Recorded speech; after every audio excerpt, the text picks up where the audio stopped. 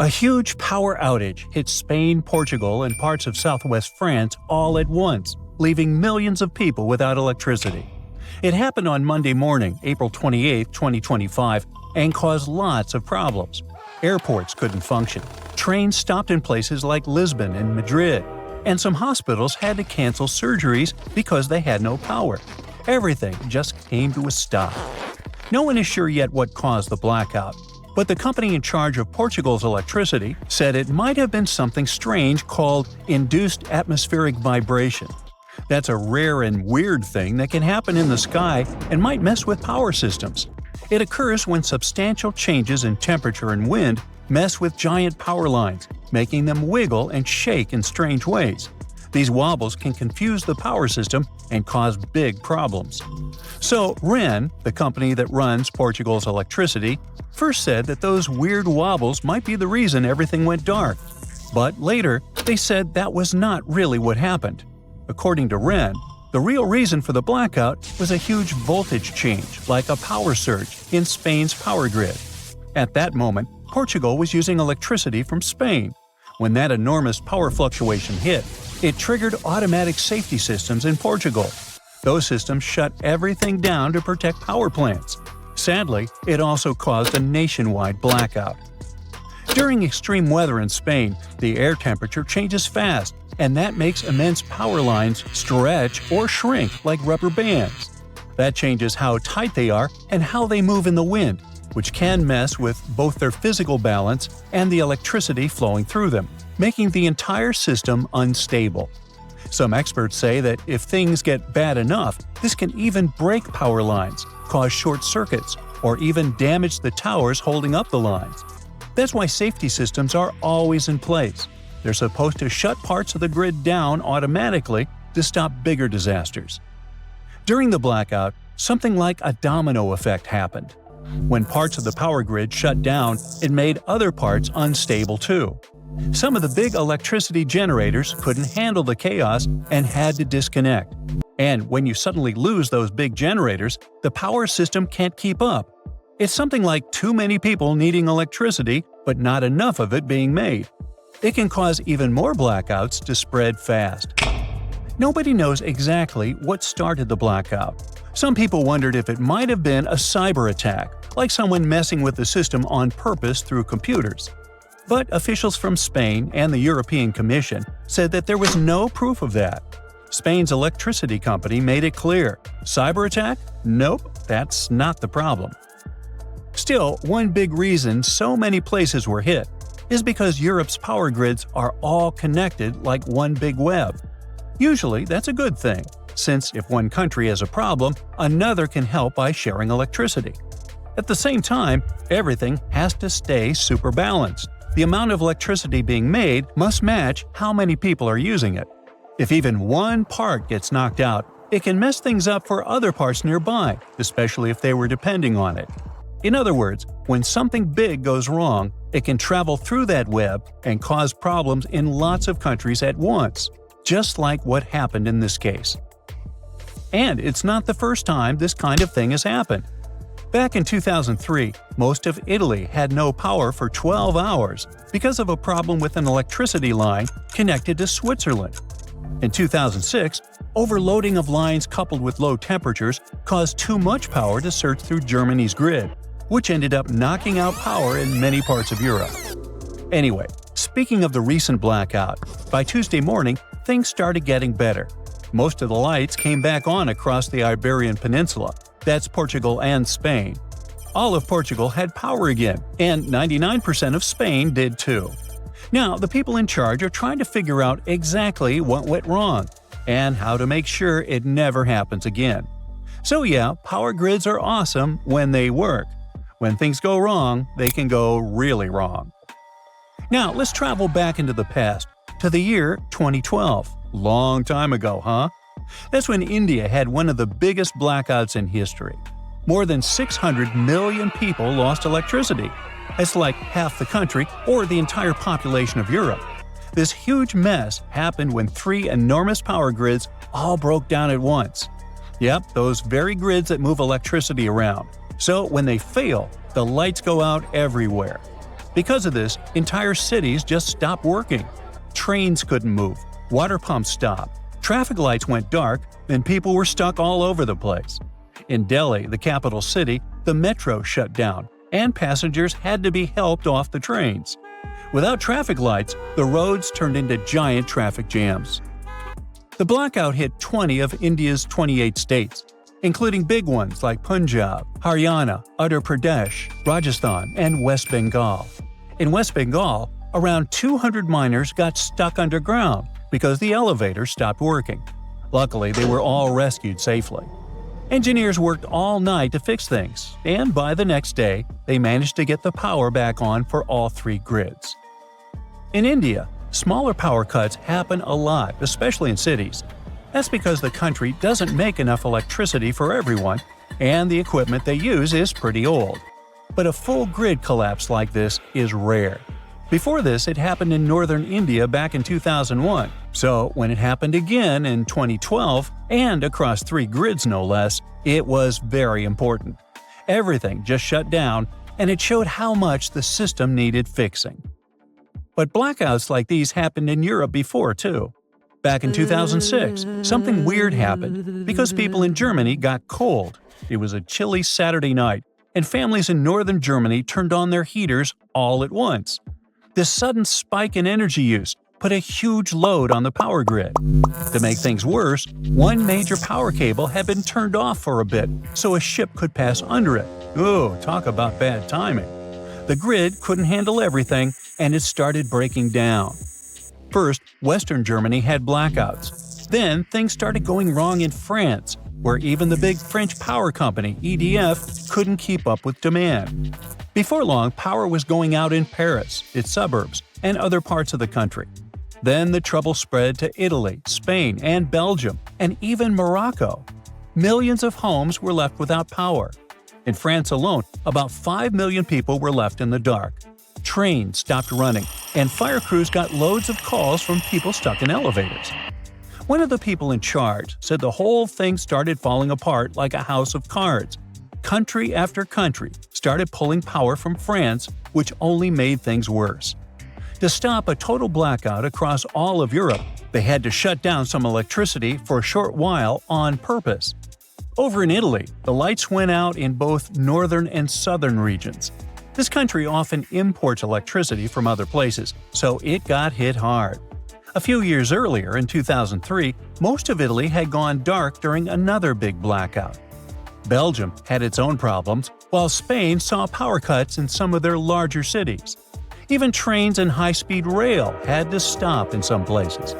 It all started because too many people needed electricity at the same time, and the European power network couldn't keep up. Experts later said that the whole thing showed just how badly Europe needed to update and fix its old electricity systems to stop something like this. This just in, the world's oldest pyramid was built during the last ice age. And I'm not even talking about Egypt. I'm saying our ancestors might have spewed a 27,000-year-old pyramid in West Java. Gunung Padang is not exactly shouting pyramid. It's more of a mound with huge scattered stones tossed all over it. But local people seem to revere it, and they have for centuries. It wasn't until recently that the Indonesian authorities decided to excavate a bit deeper to see what all the fuss was about. They ended up finding the remains of a human settlement. It was rather unexpected, since the mound is pretty high up. This excavation could only prove there were humans in the area as far back as 45 BCE, which sounds reasonable. It was up to an Indonesian geologist named Donnie Hillman to prove that Gunung Padang is the world's first pyramid. He used all sorts of new technology to support his claim. Our guy used carbon dating, which digs deep into the earth and takes whole chunks of soil. He found layers and layers of constructions, like he was digging up Rome and finding ancient buildings buried in the ground. His research proved that there had been caverns and even rooms down there, which could only mean one thing: humans. As for the rocks located up in the mound, they were most likely strategically placed by the people who lived there back in the day. They needed a place to meditate, so they arranged things in a harmonious way. Their smooth surfaces wouldn't be the result of years of erosion, but the works of great sculptures, the Michelangelos of their day, let's say. If this is all for real, then human civilizations began way before we think they did. Our ancestors, the Paleolithic humans, didn't have what it took to be considered a civilization, especially not the tools and knowledge to build pyramids. They needed a lot of masonry skills, which weren't all that available during the last ice age. His peers don't share this view though. They could believe Hillman's theory if he had found evidence such as charcoal and bone fragments, but he didn't. Flint Dibble, another archaeologist, says that without concrete evidence of human activity, there's no proof of an actual pyramid. In this case, all the data proves is that the soil in the mound dates back to 27,000 years ago. He thinks the rocks on top of the mound just slipped down the hill like rocks normally do. Only a complex society would have managed to build a stepped pyramid like they claim it was. But according to Bill Farley, an American archaeologist, there's just no reason to believe there were any settlements in Indonesia during the last ice age. Now, just so you know, the oldest known ancient society with this kind of knowledge is probably 11,000 years old and used to occupy the region of modern-day Turkey. Take a look, Turkey's Göbekli Tepe. It's also not a pyramid, but it's the oldest monolithic construction made by humans. Back in the Neolithic period, a lot of people settled there, and there are proofs for it. For example, the walls there are covered in ancient drawings of clothing and wild animals. Until recently, the title of the world's oldest pyramid went to a three-sided construction known as the Djoser Pyramid in Egypt. Djoser is located just a few miles south of the Giza complex in a town called Saqqara. It made its way to popular culture more than once. In the 18th century, it became a common feature in European paintings. Young men from the cultural elite did a grand tour around the world, and Saqqara was at the top of their list. It was also featured in the video game Assassin's Creed, with a digital representation way more accurate than many historical drawings of the thing. That was kind of a big deal in ancient Egypt, to build pyramids for kings to spend their afterlives. And if you thought the Khufu pyramid was the oldest one in the world, well, Djoser was built 70 years ahead of that time. The development of new technology has allowed archaeologists to make groundbreaking discoveries, and a new, or should I say ancient pyramid in South America might win the title in dispute. It turns out that pyramids were also pretty fashionable in the Americas in the old days. Among them are the iconic pyramids of Guatemala's Tikal Temple Complex, the same ones that appeared in Star Wars No. 4. But to find the oldest pyramid in the Americas, one would have to travel to Peru. Deep in the Peruvian desert, archaeologists stumbled upon a sprawling ancient metropolis known as Caral. At first, researchers believed that the settlement was pretty recent, since the site was way too complex for ancient technology to handle it. As we said, Caral is a desert town, like Las Vegas, but without all the hoopla. This means no easy access to water. And for cities like these to thrive, they need a considerable irrigation system, which leads us back to complex technologies. The Peruvians surprised us all with this new discovery. This site was huge, filled with an amphitheater, houses, and religious buildings. The whole thing probably sprawled through 370 acres. And when scientists went to test their initial hypothesis using radiocarbon dating, they found that the city probably sprung around 2027 BCE. On the site, archaeologists found 6 pyramids that could possibly predate the one in Saqqara. As far as they know, both civilizations coexisted in the same time period, in opposite parts of the world. But since researchers can't pinpoint the exact age of Caral's pyramids, it's pretty hard to guess which civilization completed their pyramid first. If only we had a crystal ball. Now, it just so happens that the shape of a pyramid is something that nature is able to produce all on its own, leaving us modern-day humans a bit confused. A classic example is the Japanese side of Yaonagani, which also goes by the name of Japan's Atlantis. The entire monument is about the size of 5 football fields and the height of a 5-story building. Explorers and scientists believe that Yaonagani dates back to 10,000 years ago. For Japan's top marine geologist, Professor Masaki Kimura, Yaonagani is the heritage of a lost civilization. Kimura has dived into exploring the ruins over 100 times over the past 10 years. To him, There are clear signs of human activity down there. Check out this triangular-shaped pool on the monument's surface. Kimura thinks it's actual proof of humans, because this triangle-shaped concave is a historical symbol of water fountains in the region. As it happens with a lot of these cases, not all scientists are convinced the same. For many, Yonaguni is probably the result of thousands of years of erosion, and the fact that the monument is composed of one massive rock leads them to believe it is not really human-made. Sure, these huge basalt columns may look like the ruins of a palace, but they're most likely the result of the intense volcanic activity in the region. And speaking of natural formations that really look like a human made it, a pyramid on Mars has been a hot topic lately. Humans have been keenly trying to prove that there is life on Mars for quite some time. But some are stretching it really far, saying that little green or gray people built a pyramid on the planet to try and build their own civilization.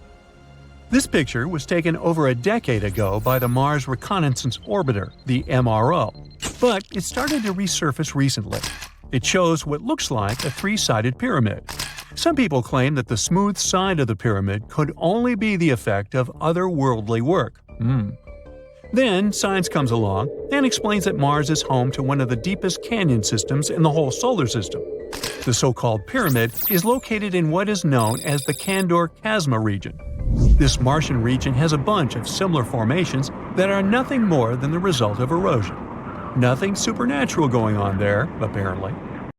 At some point in its long and very interesting history, our dear planet Earth was sort of snoozing, just doing its planetary thing, spinning around the sun. And then, bam! Life starts getting fancy. Plants and animals start strutting their stuff, showing off their complexity. Fast forward a bit, about 65 million years ago to be exact, and a cosmic disaster strikes, or at least that's what we presume. An asteroid probably smashed into Earth, wiping out the dinosaurs and other big animals. We can't pinpoint specifics about the asteroid, but we do know that it was extremely large and it crashed into our precious planet, creating a dusty mess that settled everywhere. You can still find remnants of that dust layer in sedimentary rocks today. If you dig beneath it, you'll uncover a whole bunch of fossils. These prehistoric creatures were living it up before the asteroid crashed the party. Think of it as the planet going on a cleaning spree, leaving a bunch of empty spaces waiting to be filled.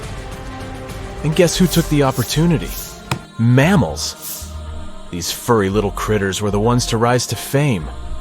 But why is it that this disaster became such a great opportunity for mammals?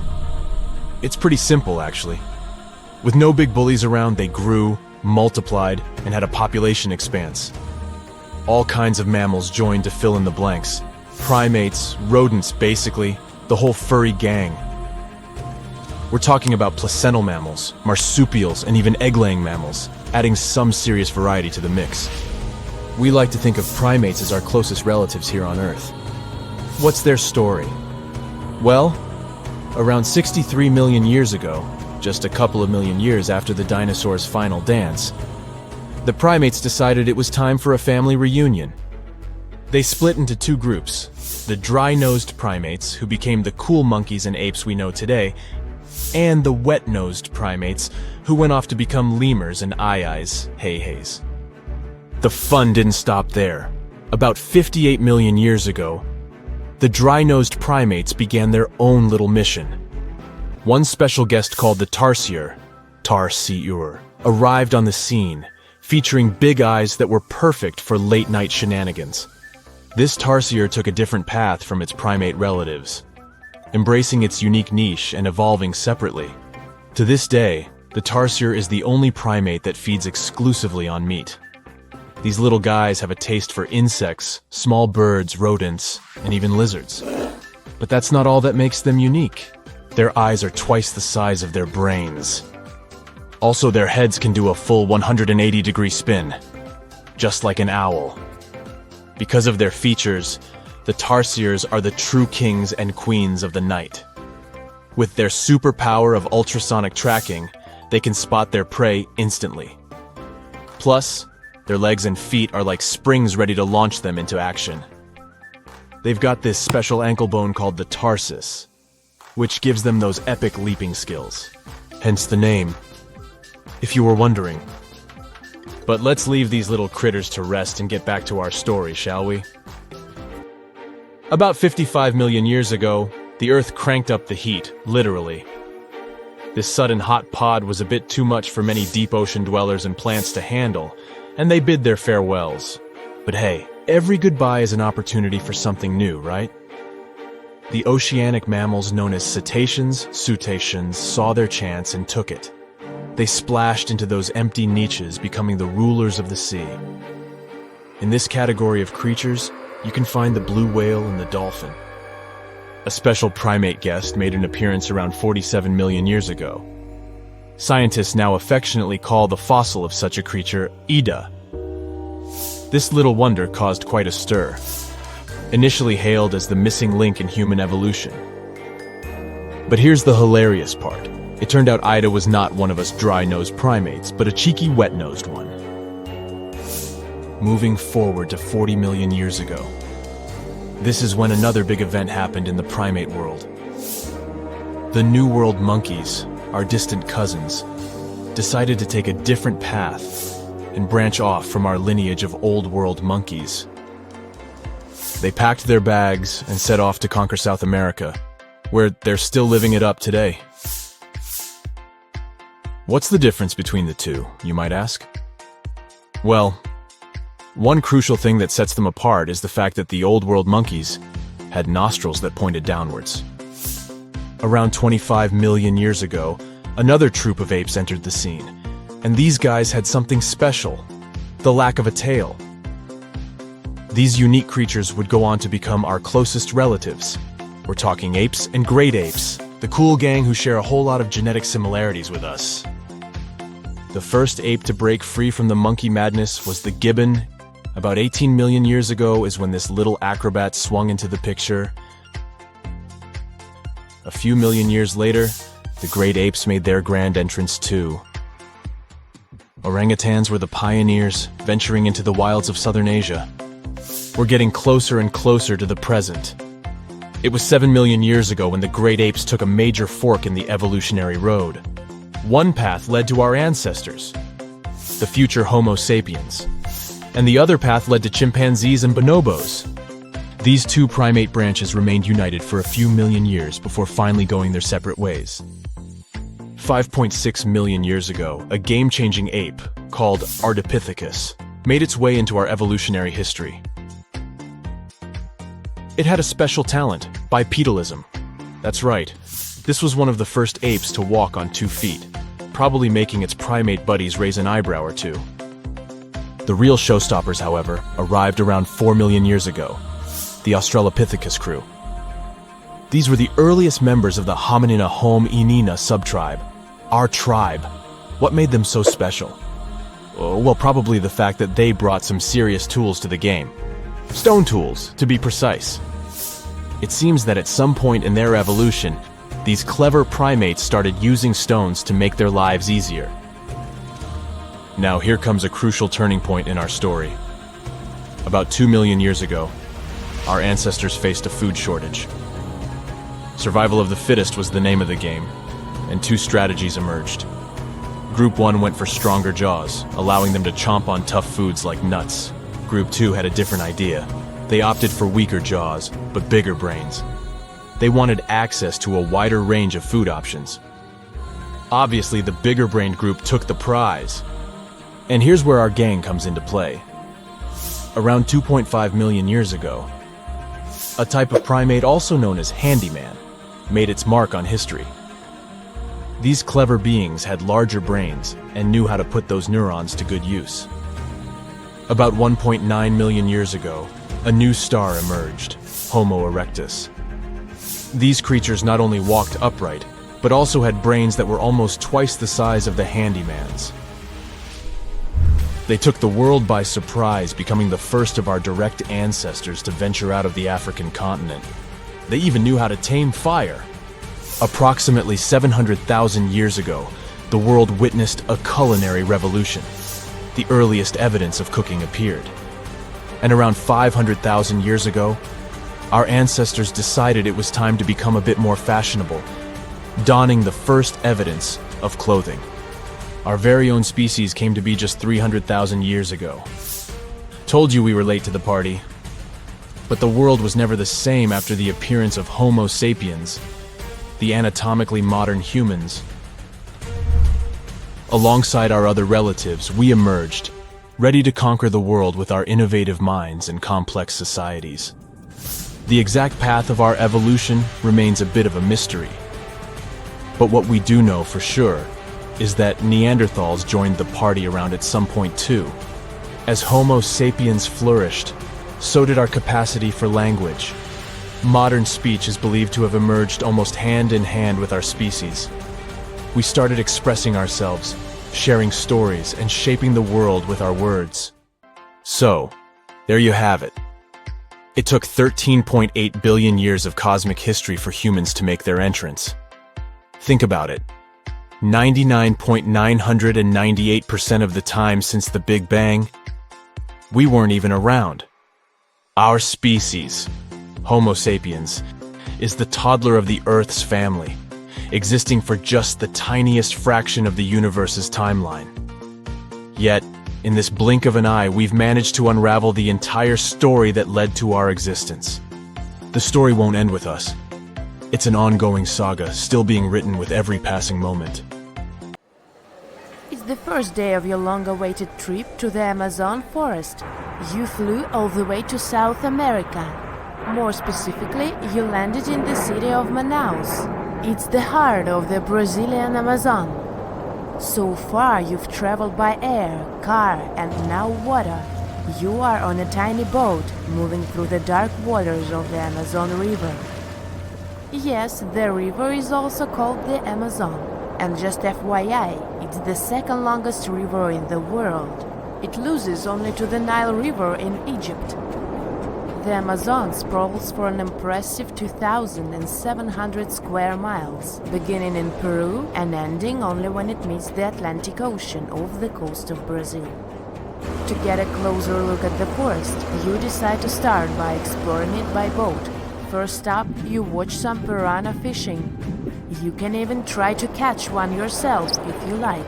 As you may know, piranhas are carnivorous fish that inhabit the Amazon River, so it might not be your best option to go swimming in these waters. One of the most emblematic species of alligators present in the Amazon River basin is the broad-snouted caiman. It looks pretty much like a regular alligator, except for the fact that it has a yellow chin.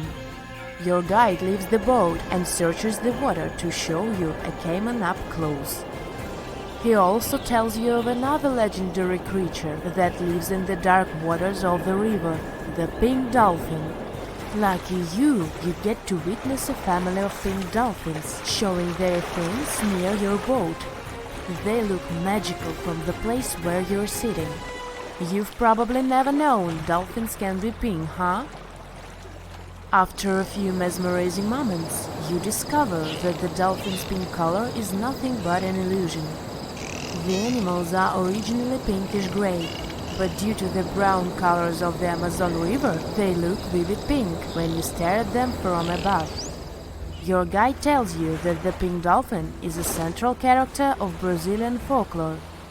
Locals believe that the pink dolphins can turn into humans and wander off into towns at night. You get off your boat near one of the entrances to the forest. Now you're going to continue your trip on foot.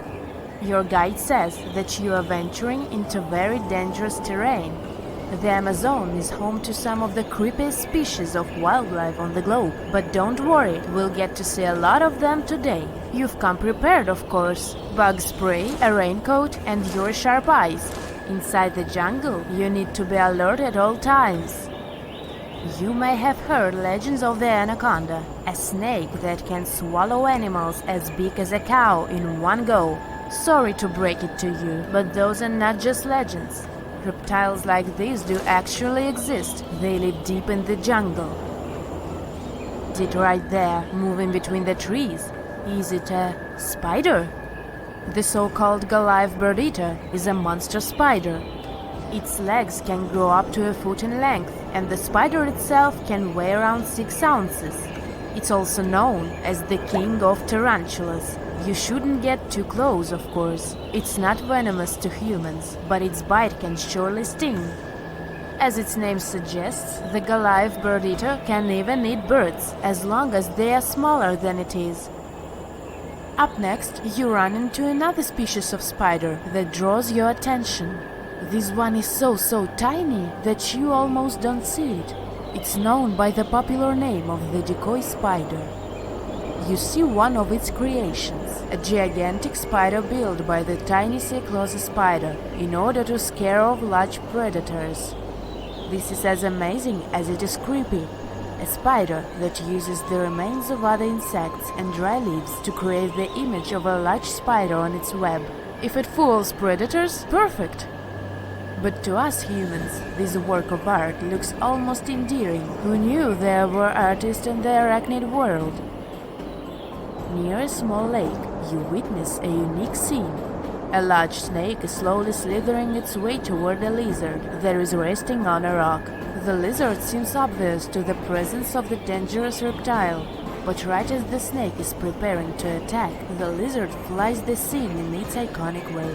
The so-called basilisk lizard is famous for its ability to walk on water, or rather run across the water. This isn't an illusion, just a matter of balancing. The small lizard moves its legs on top of the water very fast, while its long tail serves as a counterweight. I wish I could do that. If you've ever wondered what a frog looks like on the inside, you've come to the right place.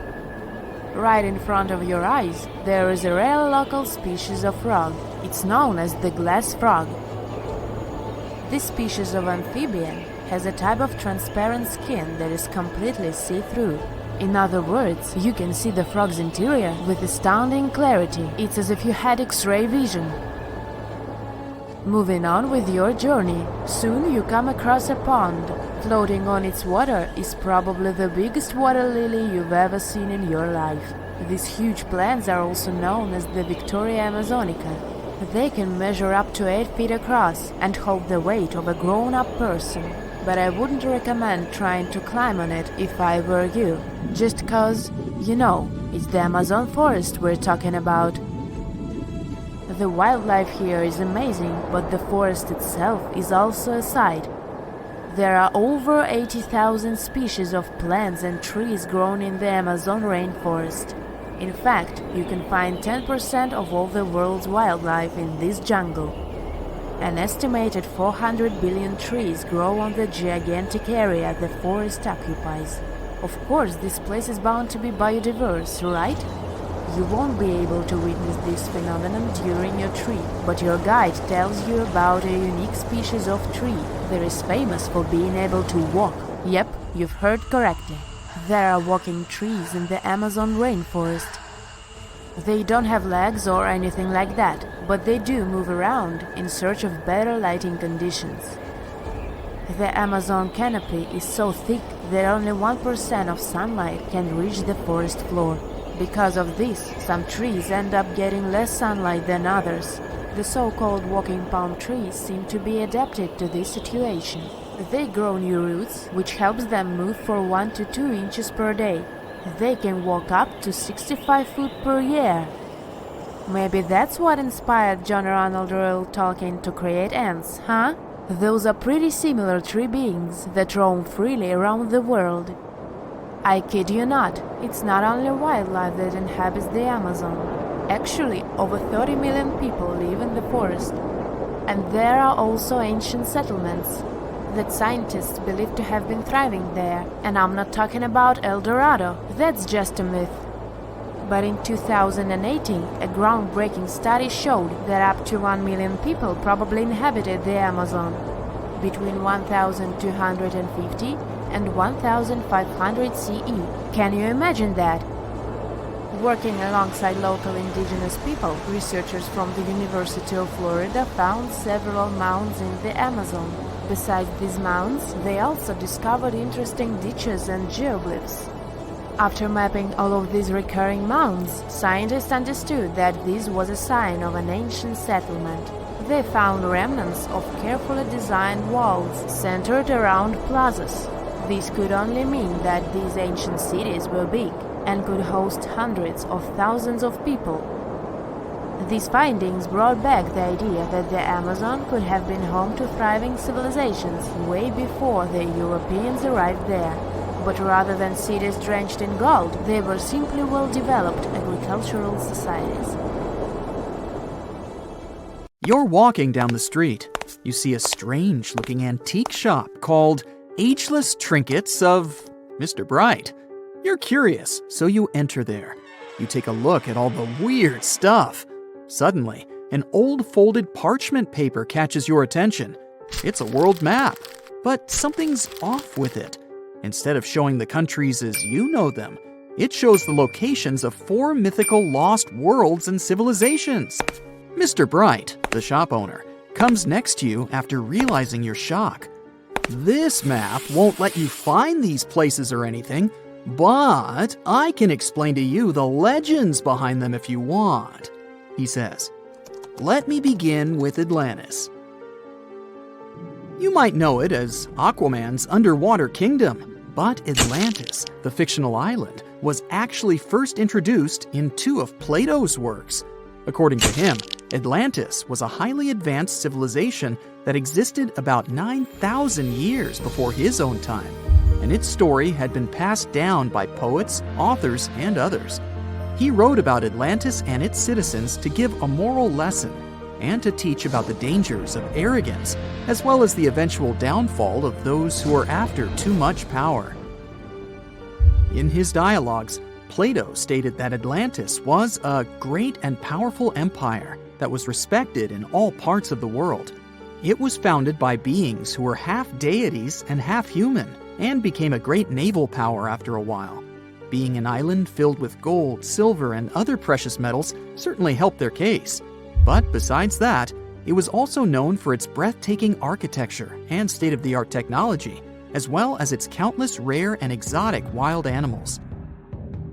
Atlanteans were proud of their great achievements and the perfection of their civilization, but their excessive pride was going to bring their downfall.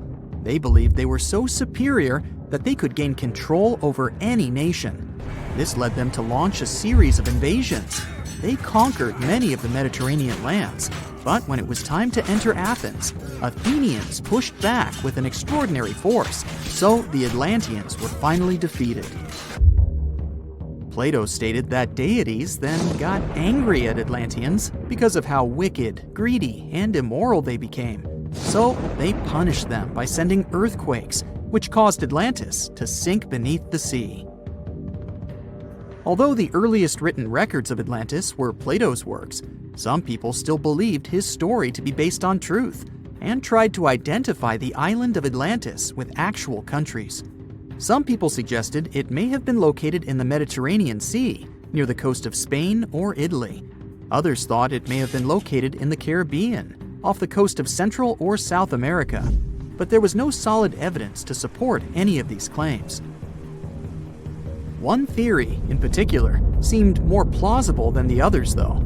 Located in the Aegean Sea, the island of Santorini was the home of a highly advanced Minoan society. However, due to a huge volcanic eruption, it was destroyed about 3,600 years ago, causing the Minoan civilization to suddenly disappear. These similarities between the fictional Atlanteans and the historical Minoans made Santorini a good candidate for the speculations. Yet again, there were still major flaws with it, such as how the time when Plato said Atlantis was destroyed doesn't coincide with the time of Santorini's eruption. So Atlantis still continues to be regarded as nothing more than a popular legend in the scientific world. Now, let's move toward the northeast direction on the map, Mr. Bright says.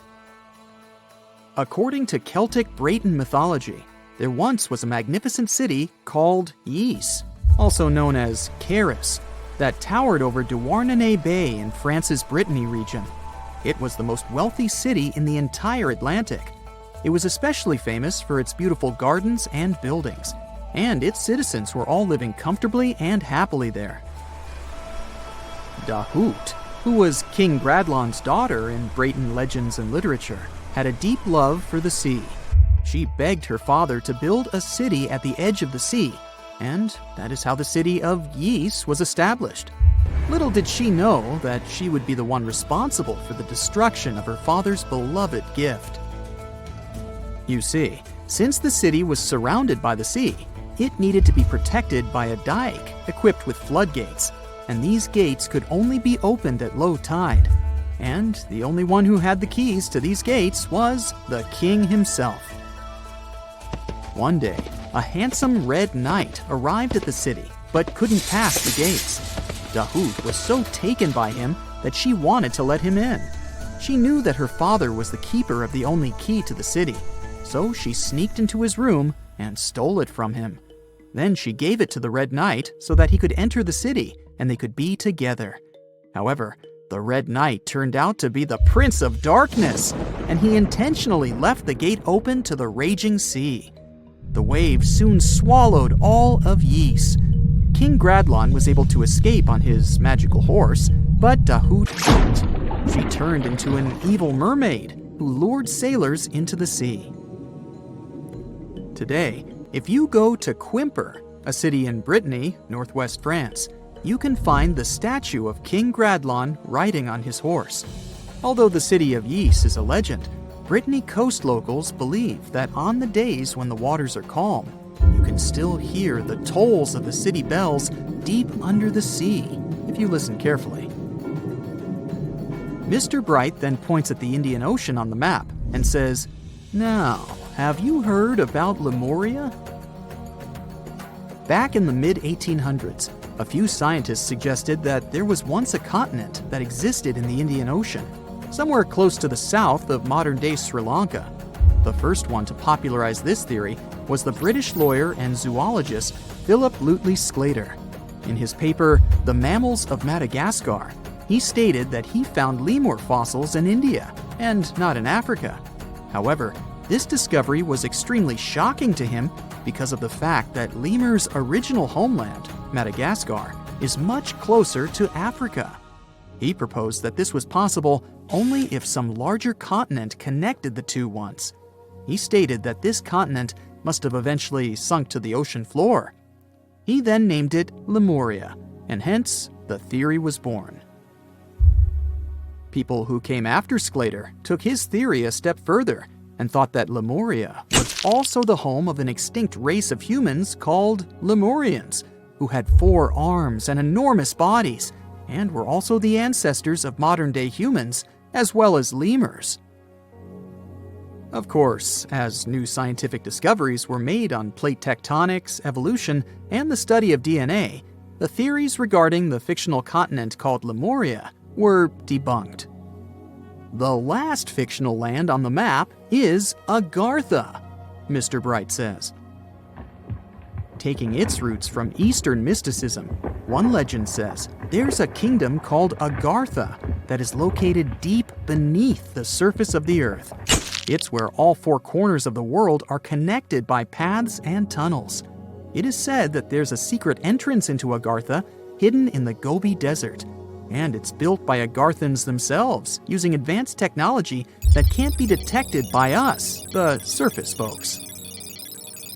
According to some beliefs, Agartha exists to counterbalance the energies of those who live above the surface. While we live in a state of rush and heightened emotions, this world beneath us is the total opposite. Some even say that those who escaped Atlantis fled here to continue their lives inside the Earth's core. And yet, others think it's actually a land that's crawling with all kinds of monsters. But there's no need to be scared, since modern science proved Earth's core is not actually hollow and is a solid hot iron ball.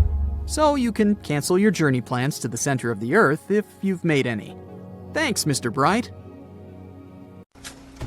Humans invest a lot of time and money exploring the unknown.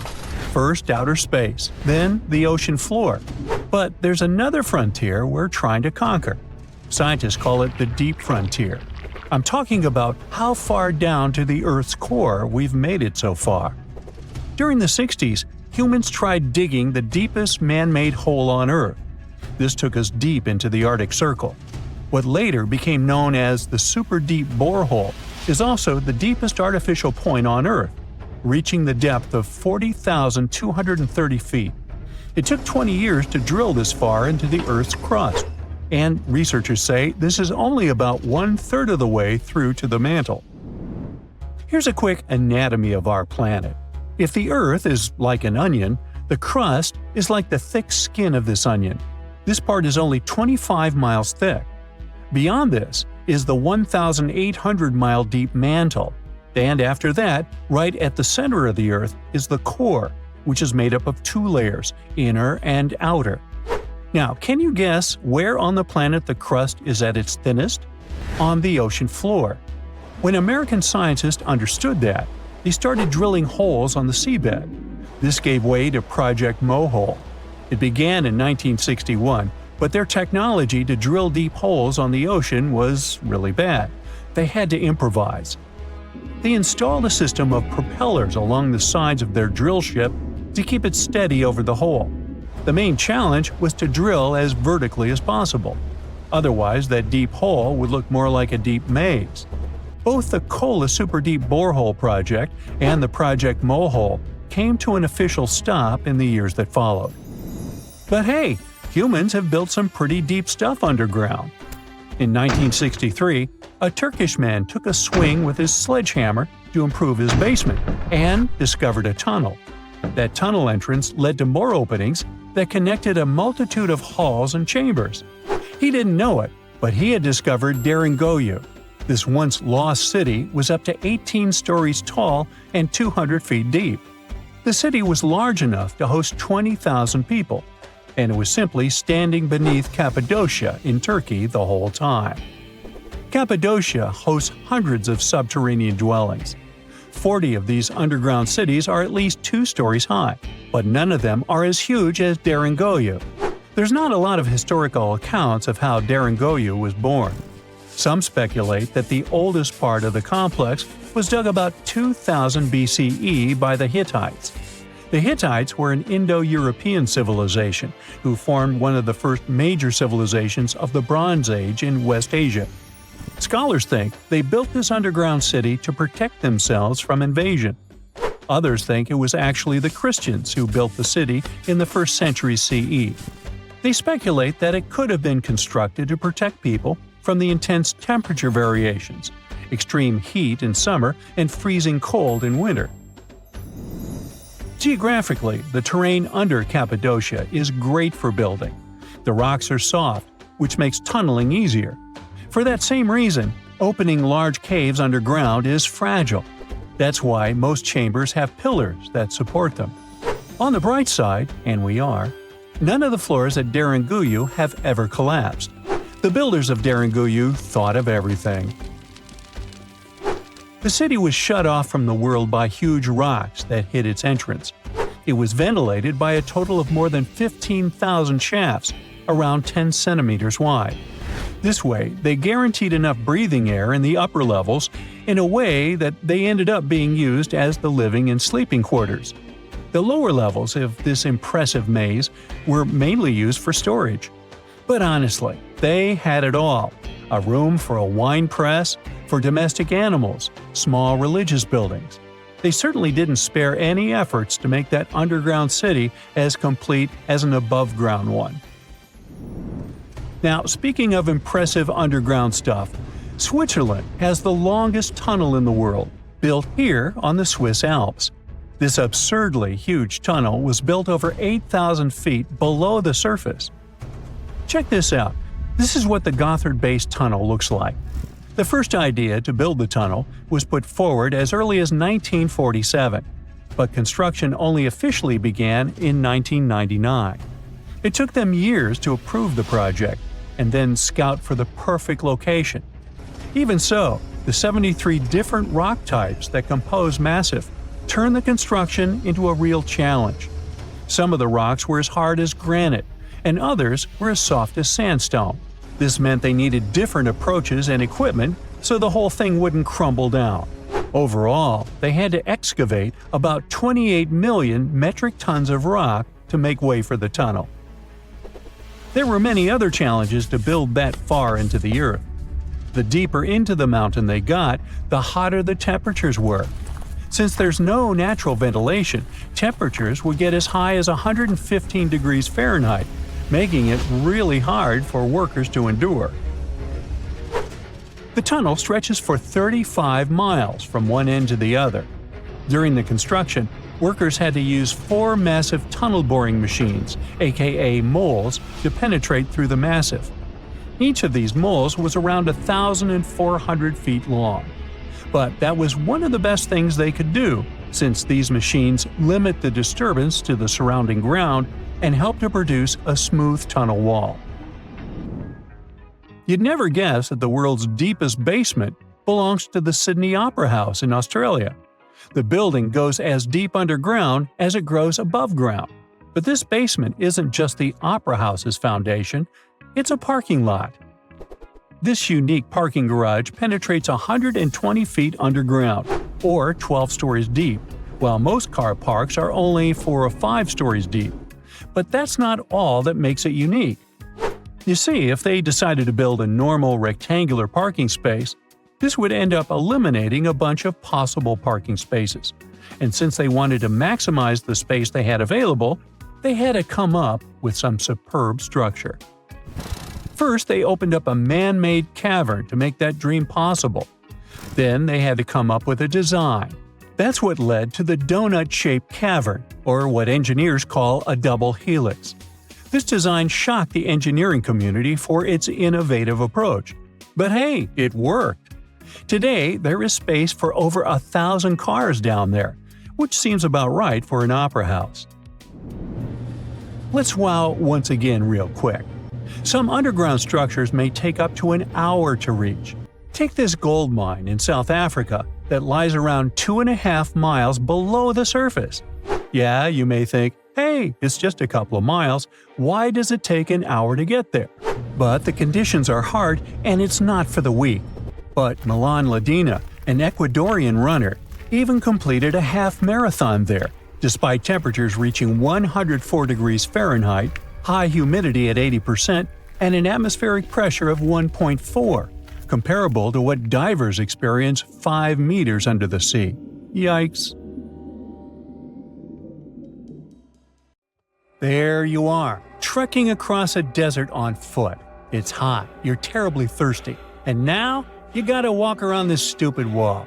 Wait, a wall in the middle of a sandy, lifeless nowhere?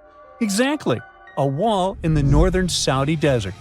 Archaeologists have just made a super exciting discovery, and what they found was not just a single wall. No, it was a whole ancient walled city that might date back to 2400 BCE. They think this place was home to around 500 people and could have been used for 1,000 years. This discovery is groundbreaking. It means that the area could have been way more advanced than anyone expected. This city was well organized, with different zones for living, towers and strong walls for protection, and different sections for all kinds of daily life. This ancient city, now called Al-Natab, was basically an oasis town. And it's great since it can give us a peek into what life might have been like in this desert thousands of years ago.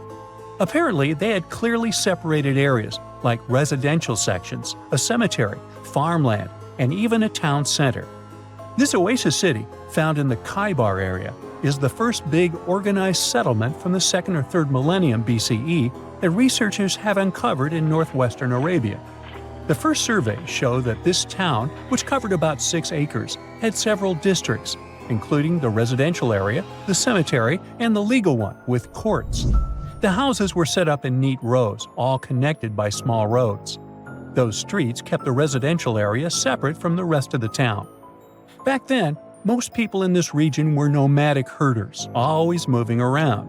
But archaeologists have been sure that during the Bronze Age, Northwest Arabia had small walled towns and oasis centers scattered across it. These connected oasis towns were unique, offering secure places for people to live, store goods, and trade.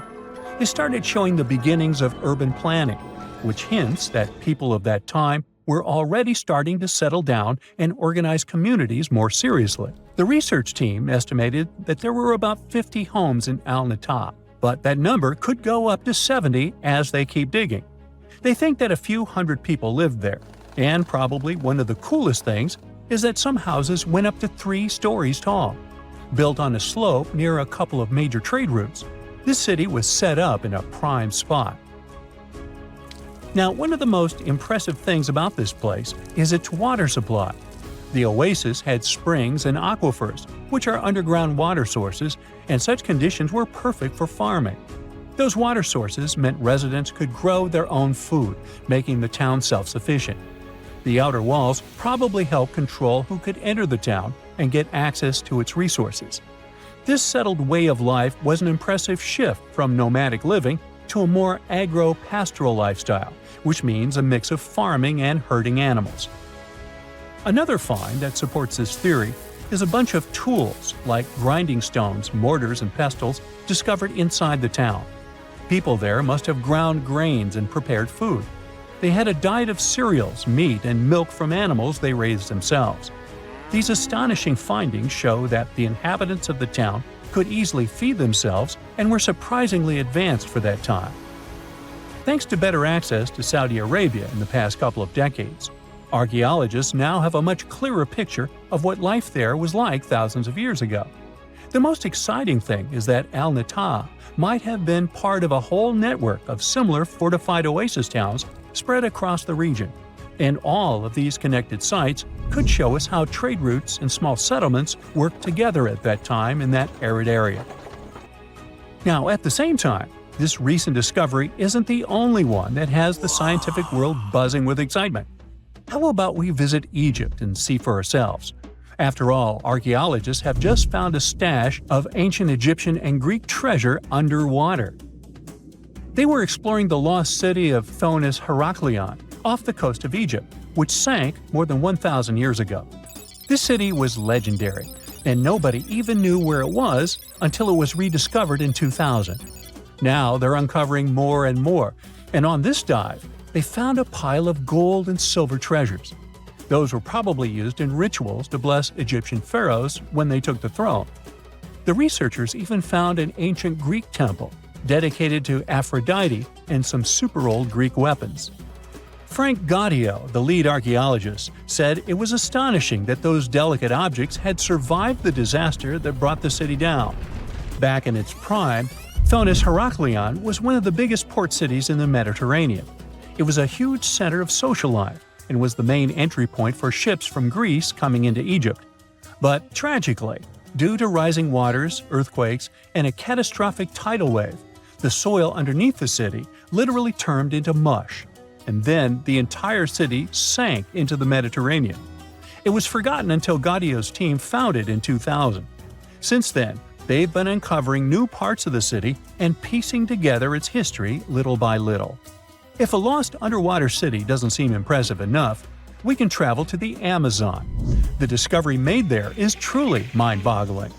For centuries, people have talked about lost cities deep in the Amazon, like El Dorado, that mythical city of gold that lured Spanish explorers into the jungle. A lot of them never came back. Then, in the 1900s, a British explorer named Percy Fawcett went searching for what he called the lost city of Z, and he too disappeared. But now, finally, scientists have actually found proof that those lost cities in the Amazon were real all along. A team of scientists use a tech called LiDAR, which basically allows you to see through thick jungle from above by bouncing light beams off the ground. They flew over the jungle in Bolivia in a helicopter about 650 feet up and mapped out those hidden ancient cities. What they found were ruins of a huge urban settlement built by the Kasarabi people who lived there from 500 to 1400 CE. And it wasn't just a couple of buildings here and there. No, the LiDAR maps revealed massive urban centers, pyramids, platforms, roads, canals, and causeways, all carefully laid out. Turns out the Amazon wasn't just an untouched jungle. It was once home to big, complex cities. A scientist from the German Archaeological Institute, explained that Europeans had long ignored the possibility of ancient Amazonian cities, but the LiDAR maps showed they were wrong. The new maps have revealed 26 sites, including 11 that no one even knew existed. Researchers have discovered two main city sites, Landivar and Kotoka. They had massive moat causeways stretching out like spokes on a wheel, linking the main cities with smaller surrounding settlements. Some of the canals even connected the cities to rivers and a big lake, which allowed water to flow through the area. Over the years, scientists found scattered ruins all over this region, but the thick jungle made it nearly impossible to connect the dots and see if or how they were related. With LiDAR, the whole layout came to life, showing that those sites were part of a much larger, organized urban system. It's now also clear that the sites had a greater meaning, since everything is lined up in a way that could be symbolic of the spiritual beliefs of the inhabitants. The Kasarabi culture isn't as famous as the Maya, but they had a thriving society in an area that faced huge challenges, like yearly flooding. And although the nearby Andes had their own monumental sites, the Kasarabi were doing something absolutely unique. They even had reservoirs to store water, which suggests they might have been dealing with occasional droughts, which is pretty unusual for the Amazon. Actually, those terrible droughts could be why the Kasarabi eventually left their cities around 1400 CE. This is a real human brain. Well, it was, until a hot cloud of ash turned it into glass. This crazy transformation happened almost 2,000 years ago, when Mount Vesuvius decided it was a good day to erupt and destroy cities like Pompeii, Atlantis, and Herculaneum. This particular brain belonged to a young man who lived in 79 CE in Herculaneum. Not the most famous Roman town, but it was the first place that was discovered under Vesuvius's ashes way back in 1709. Around 200 years later, archaeologists found the remains of this young man lying face down on a bed. All the smoke and ash probably made him disoriented, so while most of the citizens of Herculaneum rushed to the shore, hoping to be rescued, the brain guy ended up trapped inside a building and passed out. Weirdly enough, this saved his brain from completely disappearing. How in the world does a brain turn into glass? Well, when Mount Vesuvius erupted, it didn't expel just lava. It also sent away a really hot cloud of ash before the solidified lava could flow down. This type of lava, known as pyroclastic flow, could get as hot as 869 degrees Fahrenheit. An insane temperature, we know. Hot enough to melt your brain, but not hot enough to turn it into glass. The cloud of ash, however, can reach temperatures between 932 degrees Fahrenheit to 1,112 degrees Fahrenheit. But to turn something into glass, you don't just need heat, you need rapid cooling too. To put it simply, you have to heat something to a very high temperature until it melts into a liquid. If you let it cool down slowly, the molecules of this liquid will start to calmly organize themselves in the shape of crystals. But if this something cools down super fast, it will solidify in whatever shape the liquid was. It's like making ice cubes. If you pour water into a tray and stick it in the freezer, it will turn into ice because it cools down quickly. But if you leave the water out at room temperature, it'll just evaporate. This means that the brain melted due to a really high temperature, but before it could crystallize, for example, or just boil away, it got really cold. The flow from the eruption was not hot enough for this to happen, but the cloud of ash that reached town before the pyroclastic flow was hot enough to start this process, and fast enough to leave just at the right time. To figure out the exact temperature needed for this brain-to-glass transformation, scientists used a technique called differential scanning calorimetry. This fancy name basically means that they heat up glass shards to see when they start to change shape. They discovered that the cloud of ash had to be exactly 950 degrees Fahrenheit hot for the brain cells to start melting. Now, remember how I said this guy was inside a building, but most of the citizens were outside? Well, those people were also exposed to this drastic change in temperature. but they didn't turn into glass because they were not being protected by the walls of a building. The protection provided by the skull surely helped our guy, but it was not enough. And since other people didn't have the same protection, their brains basically poofed. And before you ask, no other parts of his body turned into glass. You see, you need some liquid for the glass-making process to happen. The brain has a lot of water and fat, which makes it a prime candidate for the glassification process. Yes, I've just made that word up. Other organs might have contained liquid, but they weren't as protected as the brain, so they were destroyed by the heat. And bones? Well, bones don't have enough liquid, so they just remained the same. The ones that didn't char, anyway. When the brain turned into glass, it looked a lot like an obsidian stone, a type of volcanic glass formed by the cool lava of a volcano. Even the forensic archaeologist who discovered this glassified brain thought it was just a stone at first. He was studying the bones of our hero when he noticed something shining inside of his skull, right in the middle of all the volcanic ash that filled it. To his surprise, this thing was way more fragile than obsidian and smaller too, with some fragments being only a few millimeters large. He only figured this was part of that guy's brain after he took the glass to the lab. With the help of a microscope, he discovered that this was not a stone but an organic tissue, which is basically cells that form our organs. This organic tissue was made by protein, a molecule produced by living things like animals and plants. And this was not just any protein. This one was specific to the human brain because every organ is made of different types of protein. The researchers also found nerve cells preserved inside this glass, complete with the tendrils that help them receive and send messages. The microscope also showed what was left of myelin, a fatty substance that gives a speed boost to the messages traveling along the nerves.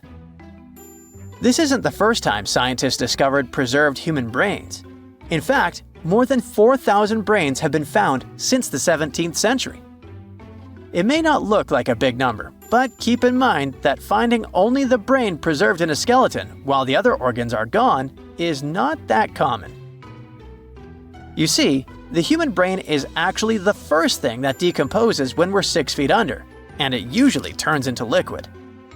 When scientists stumble upon a human brain, it's usually dried, frozen, or literally turned into soap. A brain can be dehydrated if a person perishes in a place that is very hot, like a desert. Frozen brains are found, obviously, in places that are super cold, like polar tundras. A brain turned into soap may sound weird, but the saponification process is not that rare.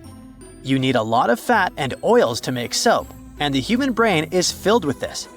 It's a complex process, but if you find a brain that turned into soap, it must have been buried in a place that is very wet and has little oxygen.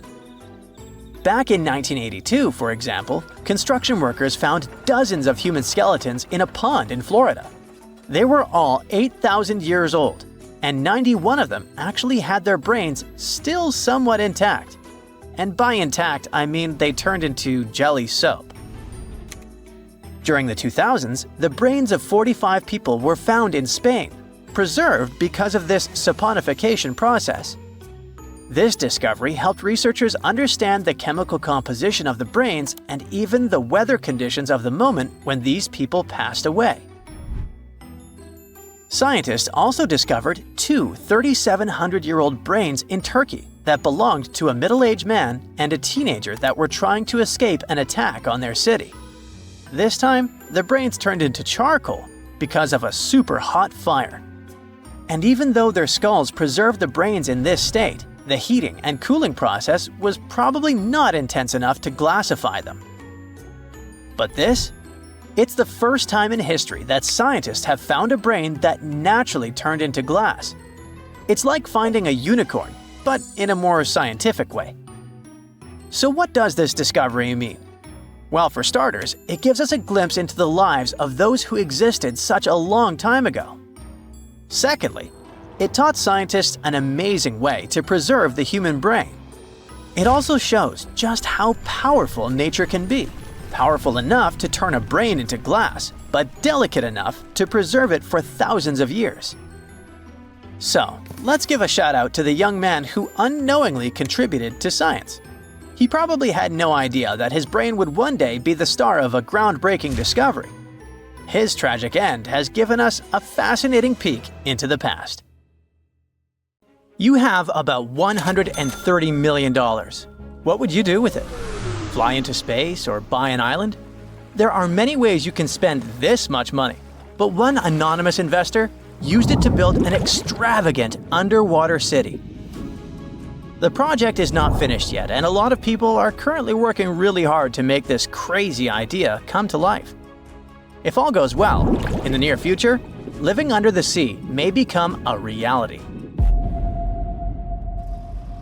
In the past century, there was a limestone quarry near the Welsh border in England. In the 1990s, it became flooded and turned into a lake 260 feet deep. Now, there's a large construction project going on around it. Trucks transport materials and people in overalls construct huge modules that look like giant futuristic submarines. These modules are called sentinels, and they will become the buildings of a small underwater city. Builders and engineers create durable stainless steel materials that allow these houses to withstand a depth of up to 650 feet. This is the upper limit of the twilight zone, where very little sunlight penetrates. Large squid and other creatures live in this zone. Imagine waking up in an underwater hotel room and seeing a giant squid staring at you from the dark. Or even worse, you see a huge eye watching you as you wake up. This could happen if sentinels were successfully installed in the depths of the ocean. Meanwhile, let's return to our project on a small lake. The project is called Deep. Its goal is to make life underwater as comfortable as possible. Inside living modules, builders install bedrooms, kitchens, bathrooms, and observation windows. People will access them using small submarines. However, it's not as simple as calling a taxi. To live underwater, you need to train under the guidance of experienced instructors to test yourself in underwater life simulators. The cost of living there will likely be expensive, but it's worth it. At least you will be well fed. A chef will develop a special menu, and all food will be stored in vacuum-sealed bags to preserve its flavor and nutrients. It all sounds great, but there's a question. Who is financing this project? No one knows the answer. Deep is funded by a secret investor who has already spent more than $100 million. Interestingly, this is not the first attempt to create an underwater dwelling. For example, Jacques-Yves Cousteau, a famous diver explorer, first created the Conshelf 1 underwater house in 1962. This was a steel cylinder located at a depth of 30 feet, where 2 divers lived for a week. In 1970, several women also spent 14 days underwater in the Caribbean Sea at a depth of 50 feet. The aim of that project was to study human psychology in a cramped environment, similar to that of a spaceship. Unsurprisingly, that project was partly funded by NASA. Okay, we have windows overlooking marine life, delicious food, underwater parties, and solitude away from civilization. All these things sound cool, but if we put aside the fun part for a moment, is there any real benefit to it? Oh yeah, ocean exploration. Many marine biologists believe that the best way to explore the ocean is from within. Diving doesn't help much since divers are limited by time and body needs. They can stay underwater for only about an hour and a half at a time. Underwater cities could allow us to live underwater for months. But the most important thing is long-term observation of marine life in its natural habitat. In the mid-1990s, a group of researchers wanted to study the development and nutrition of corals. They brought them to the lab for testing and found out that corals reacted differently to tests in artificial environments than in the ocean. Their behavior in a laboratory setting was different from their behavior in the wild. Underwater cities could also provide work for archaeologists who study the remains of ships that have sunk throughout history. Plus, such cities could help protect us from future disasters. In the event of a catastrophe like an earthquake, tsunami, or volcanic eruption, scientists and engineers could build water-based shelters like the Sub-Biosphere 2 project to provide refuge for people. These circular structures could sink into the ocean and give shelter for up to 50 or 100 people, allowing them to wait out the disaster from a safe distance. Underwater cities could be an excellent solution to overpopulation, but there are some downsides. We already pollute the world's oceans, and what if we literally lived inside them? It's one thing to use labs to study marine life, but it's another to build hotels for vacationers. One such hotel, called the Water Discus, is a building at a depth of no more than 32 feet. It will have 21 rooms and a restaurant with coral reef views. While the conditions seem comfortable, some experts worry that staying there for long periods could be harmful because of the lack of sunlight. Nevertheless, it would be interesting to stay there for a week and see how it feels. The most challenging aspect of creating such laboratories, hotels, and bunkers is ensuring a reliable life support and safety system. It's crucial that the air, humidity, and temperature be as comfortable as possible for people to live in these structures. However, this requires a significant amount of energy. Currently, all modern underwater buildings rely on external sources of energy located on the surface. But scientists plan to make future underwater projects fully autonomous, using kinetic energy from waves and powerful solar panels to generate power. It's also important to create the right structure for these buildings. Rather than covering an underwater city with a giant bubble, it's more efficient to create several large housing modules. Each module should consist of steel, glass, and special cement. Also, the depth shouldn't exceed 1,000 feet, since a deeper location would require thicker walls because of high water pressure. To load and move these residential modules safely, engineers can use ballast tanks. These are large containers filled with water, which are used to pull the modules down deep into the ocean. Once in place, engineers can release the water from the tanks and fill them with air, causing the house to float back to the surface. And what about fresh air? Fish extract oxygen from the water using their gills, but this method is obviously not suitable for humans. Therefore, we need to deliver air from the surface. It can be piped into the city and mixed with a special substance called sodasorb, which reacts with carbon dioxide and removes it. It would be great if we could generate oxygen inside our underwater cities rather than relying on other sources. This would require farms and plants that can produce oxygen through photosynthesis. But instead of sunlight, these plants would use artificial light. If we talk about complete autonomy, people could get food from the water at any moment, put on scuba gear, a mask, and an oxygen tank, and leave the hotel through an airlock. Use harpoons and fishing nets to catch dinner. Remember to check your oxygen reserves and don't swim for too long. Frying fish in a pan won't work because of strong odors. In an underwater dwelling, air is static like in an airplane cabin, so odors become stronger.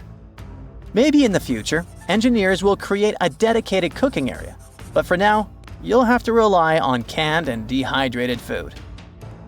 If you get bored, go for an underwater walk. Instead of carrying oxygen tanks, use hollow tubes connecting your mask to an air source inside your home. But don't forget that you can't go too far because the length of the tube is limited. Air, food, safe construction. What else? Drinking water. In the future, scientists may create filters in these hotels that desalinate salt water. This water can be extracted from the condensation inside the hotel, as well as from human secretions. Don't be surprised. Astronauts, for example, have been using special technology to filter their liquids and turn them into drinking water for a long time.